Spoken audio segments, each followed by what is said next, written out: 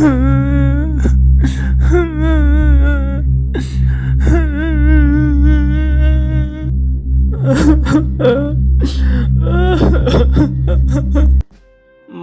তুমি কথা বলো মা। মা, আমাদেরকে ছেড়ে তুমি চলে গেলে মা, এখন কে আমাদেরকে খাইয়ে দিবে মা? আমি তো একা হয়ে গেলাম। আহ, উহ, আহ। এরে ছোট, তোর মা বাবার রেখে যাওয়া সম্পত্তি কিভাবে ভাগ করে তোর বড় ভাই তা কিন্তু অবশ্যই আমাকে জানাবি, মনে থাকে যেন। ঠিক আছে চাচা, ঠিক আছে, অবশ্যই আমি আপনাকে জানাবো। বড় ভাই দুজনের মাঝে কিভাবে সম্পত্তি ভাগ করবে তা আমি অবশ্যই আপনাকে আমি জানিয়ে দিব। তাহলে এখন আমি চলে যাচ্ছি, পরে আবার তোর সাথে দেখা হবে। ঠিক আছে।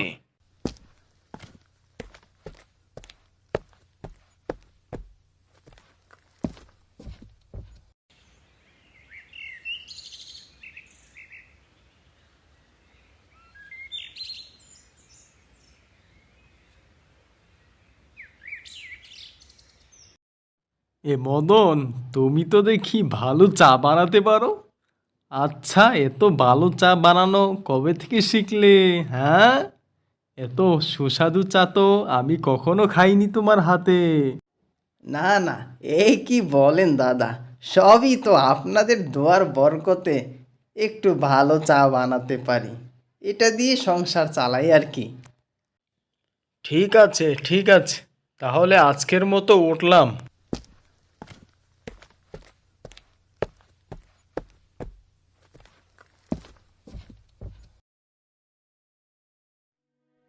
এই লোকটাকে আর বাকি দেওয়া যাবে না, প্রতিদিন এসে মিষ্টি মিষ্টি কথা বলবে আর একটা দুটো করে চা খেয়ে যাবে। এখন থেকে আর এই লোকটাকে এক টাকাও বাকি দিব না।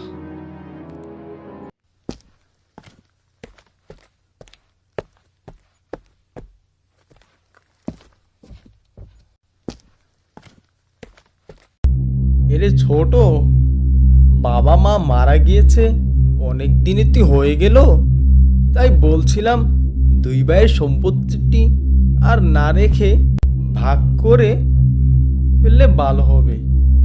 তুই তো আমার একমাত্র আদরের ছোট ভাই, তাই বলছিলাম আর দেরি না করে এখনই দুই ভাই মিলে সম্পত্তি ভাগ করে ফেলি, যাতে কেউ আত্মসাৎ করতে না পারে। দাদা, তাহলে আর দেরি কেন, আপনি দুই ভাইয়ের মাঝে সুন্দরভাবে জায়গাগুলো ভাগ করে নেন। আচ্ছা ছোট, আমাদের মাঝে তো ভাবা তেমন সম্পত্তি রেখে যায়নি, তাই আমি বলছিলাম যেহেতু আমাদের একটি মাত্র গাভী, তো একটি গাভী তো আর কেটে দু ভাগ করা যাবে না, তাই তুই হলি আমার একটি মাত্র আদরের ছোট ভাই,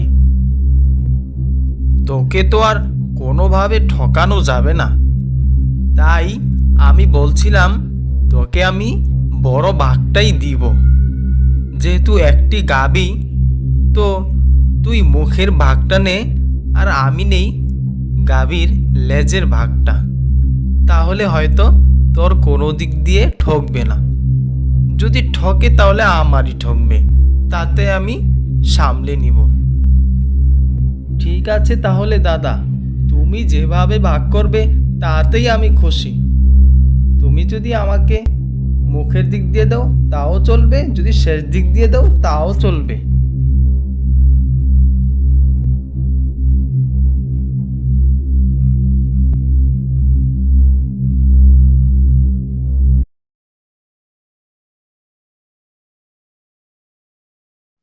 যাক, গাভীর লেজের দিকটা নিয়ে খুবই লাভবান হয়েছে। প্রতিদিন দুধ বিক্রি করে করে অনেক বড়লোক হয়ে যাচ্ছে। দ্রুত যাই বাজারে, নয়তো বাজার আবার শেষ হয়ে যাবে। ঘাস কাটা যে কত কষ্ট, শুধু সারাদিন গরুরে খাওয়াতেই হয়। আগে যদি জানতাম তাহলে পিছনের ভাগটাই নিতাম। দুধ লাগবে কার? দুধ বাজারের সেরা দুধ, এমন দুধ আর কোথাও পাবেন না। জলদি চলে আসুন, জলদি চলে আসুন। প্রতিদিন এক বালতি করে দুধ বিক্রি করে কত মজার মজার খাবার খেতে পারছি। আহ আহ না না না, অতি জোরে বলা যাবে না, তাহলে ছোট আবার শুনে ফেলবে।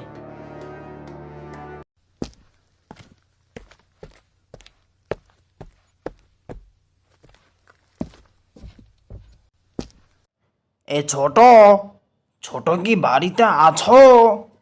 তাহলে আসো তাড়াতাড়ি, তোমার সাথে কথা আছে। ও, আপনি? আমি ভেবেছিলাম হয়তো অন্য কেউ বা, তাই একটু দেরি করে ফেলেছি। হ্যাঁ হ্যাঁ, এখন বলতে পারেন কি জন্য এসেছেন।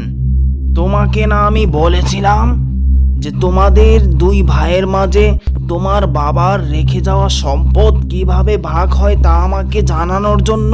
তুমি কেন আমাকে জানাওনি? তুমি কি বোকা কিনা? তোমার ভাই তোমাকে বোকা ভেবে তোমাকে ঠকিয়েছে, তুমি কি সেটা বুঝতে পারছো? গাভী দু ভাগ করে তোমাকে দিয়েছে সামনের ভাগ, আর সে নিয়েছে পিছনের ভাগ। পিছনের ভাগ থেকে প্রতিদিন সে প্রায় 20 থেকে 25 কেজি দুধ বিক্রি করে বাজারে, আর সেই টাকা দিয়ে সে নতুন বাড়ি করছে, ভালো ভালো খাবার খাচ্ছে, ভালো ভালো পোশাক পরে।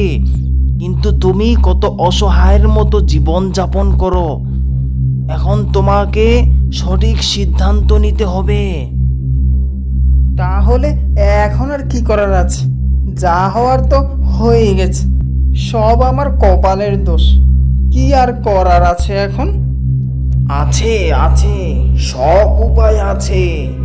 আমি তোমাকে যেভাবে বলবো ঠিক সেভাবে তুমি কাজ করবে, এর ব্যতিক্রম যেন না হয়। ভয়ের কোনো কারণ নেই, আমি আছি তো। তোমার সব সমস্যার সমাধান আমি করে দিব।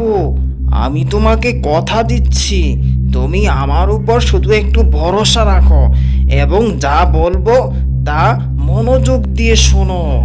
কাছে এসো।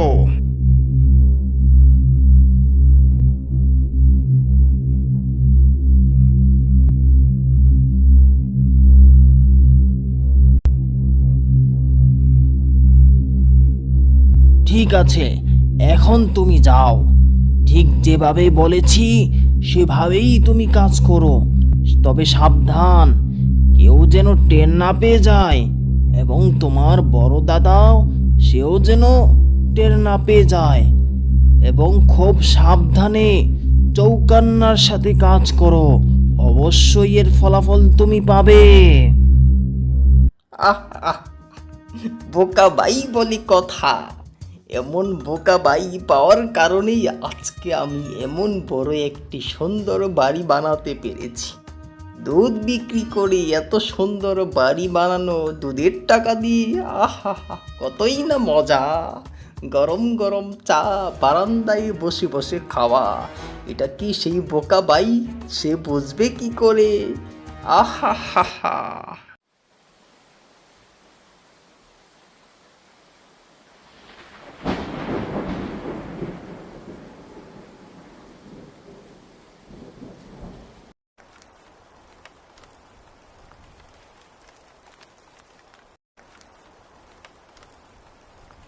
আহ, শীত, প্রচণ্ড শীত। আহ,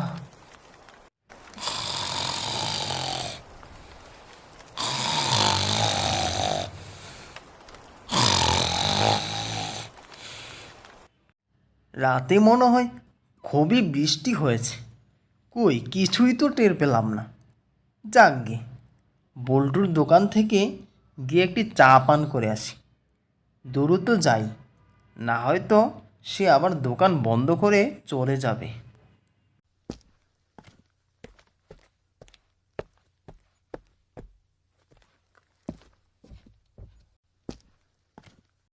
কি মাস্টার, এভাবে আর কতদিন চলবে? আমার দোকানে তো আপনার অনেক টাকা বাকি হয়ে গিয়েছে। আমারও তো একটা সংসার আছে নাকি? না শুধু আপনারই একা জীবন, আমাদের এটা আর জীবন না। একটু বেশি বেশি হয়ে যাচ্ছে না? চা বিক্রি করো, আবার বড় বড় কথা বলো। এই জন্যই তো তুমি মদন হয়েছ। তোমার নামও মদন, এবং তুমি বিক্রিও করো চা। তুমি যদি ভালো বুদ্ধিমান হতে, তাহলে তো আমার মতো রাজরানা হালতে তোমার চলাফেরা করা হতো। কিন্তু তা না করে তুমি চাই বিক্রি করে যাচ্ছ। কারণ কি জানো? মানুষকে সম্মান করো না, মানুষকে মূল্যায়ন করতে জানো না তুমি। আমি একজন চাওলা বলে আপনি কিন্তু আমাকে যেভাবে খুশি সেভাবে কথা বলতে পারেন না। আমিও কিন্তু একজন মানুষ। আমি নিজের কাজ নিজে করে খাই। আপনার মতো ছোট ভাইকে ঠগিয়ে তার টাকা মেরে খাই না। আমি নিজের রোজ নিজেই করি, তা দিয়ে সংসার চালাই।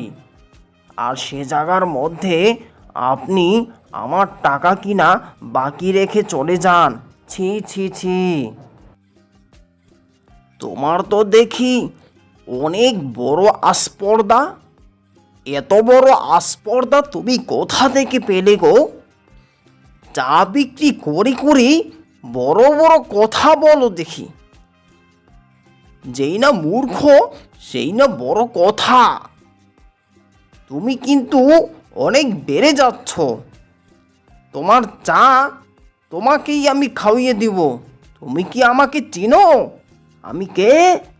হুম, এত কথা আমি বুঝি না। চা খেয়েছেন তো টাকা দিবেন। টাকা যদি না দেন তাহলে কিন্তু এখানে আমি আপনাকে বেঁধে রাখবো। বাধ্য করবেন না। আজকে আমি বাড়িতে গিয়ে দাদাকে ঠেলা বোঝাবো। ঘাস কাটা যে কত কষ্ট সে তো বোঝে না, শুধু দুধ দোয়ায় আর খায়। বাড়িতে যাই আগে। দুধ দোয়া, আমি দুধ দিব।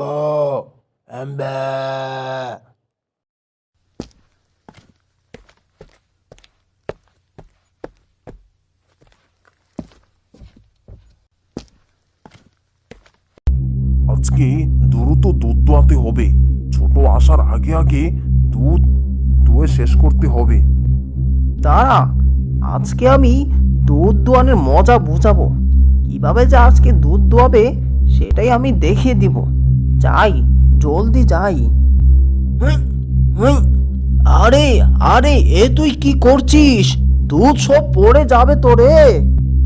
রোজ গরুকে ঘাস খাওয়াই আমি, আর তুমি ওই দিক দিয়ে সব দুধ একাই দুয়ে নিয়ে যাও। এক ফুটা দুধও আমাকে দাও না। প্রতিদিন 20 থেকে 30 কেজি দুধ তুমি একাই দোয়াও, এবং বাজারে বিক্রি করে তুমি বিশাল এক অট্টালিকা তৈরি করে ফেলেছ। যেহেতু গরুর মাথার দিকটা আমার বাগে পড়েছে, তখন তার উপর আমি যা খুশি তাই করতে পারি। এখানে তোমার বলার কিছু নেই। আমি তাতে মুগুর মারবো না কুড়াল মারবো সেটা আমার বিষয়। তুমি এখানে নাক গলানোর কে? আরে আরে, আর মঙ্গুর মারিস নে। বললাম তো, এখন থেকে দুধের অর্ধেক তোকেও দিব। তোর সে নিয়ে কোনো চিন্তা ভাবনা করতে হবে না, নিশ্চিন্তে থাক। না না, শুধু অর্ধেক দুধ দিয়েই ক্ষান্ত থাকলে হবে না। আজ থেকে আমার সাথেও তোমাকে ঘাস কাটতে যেতে হবে, এবং অর্ধেক ঘাস কেটে এনে গরুকে খাওয়াতে হবে, এবং গরুর দুধের টাকা দিয়ে তুমি যেই বাড়ি নির্মাণ করেছো সেই বাড়ি থেকেও অর্ধেক ভাগ দিতে হবে, এবং এরপর থেকে যত দুধ দোয়াবে এর অর্ধেকও আমাকে দিতে হবে। এই শর্তে আমি তোমার সাথে চুক্তি করতে রাজি আছি। আর নয়তো হবে না, হবে না। আরে রাখ রাখ, আর মঙ্গুর মারিস নে। এখন থেকে প্রতিদিন আমিও তোর সাথে অর্ধেক ঘাস কেটে আনবো এবং বাজারে যেই পরিমাণ দুধ বিক্রি করব এর অর্ধেক দাম তোকেও দিব এবং যেই বাড়ি নির্মাণ করেছি সেই বাড়ির অর্ধেক ভাগ তোকেও দিব। সে নিয়ে তোর কোনো টেনশন করা লাগবে না। তুই আমার উপর আস্থা রাখ, তোকে আমি কথা দিলাম। ঠিক আছে তাহলে, আজকের মতো আমি গেলাম, মনে যেন থাকে। কিরে ছোট, বুদ্ধিটা কেমন লাগলো? বলেছিলাম না সব সমস্যার সমাধান আমার কাছে রয়েছে। হ্যাঁ, হ্যাঁ চাচা, হ্যাঁ, আপনার মাথায় অনেক বুদ্ধি। আমি তো প্রথমে ভেবেছিলাম হয়তো আর কোনো সমাধানই বের করা যাবে না। হ্যাঁ, তাহলে শোনো, সামনে যদি কোনো সমস্যা হয় তাহলে কিন্তু অবশ্যই আমাকে জানাবে, মনে যেন থাকে কথাটা। অবশ্যই অবশ্যই, আপনাকে যদি না জানাই তাহলে আর কাকে জানাবো? আপনার মাথায় যেই না বুদ্ধি, তা কিন্তু খুবই প্রশংসনীয়। আমি কিছুই বুঝতে পারছি না কিভাবে আমার ছোট বড় ভাইয়ের মাথায় এত বুদ্ধি এলো। হঠাৎ করে এত বুদ্ধি সে পেল কোথায়? আমার তো খুবই দুশ্চিন্তা লাগছে। না জানি সে আমার সব কিছুর মধ্যেই ভাগ বসাতে আসে।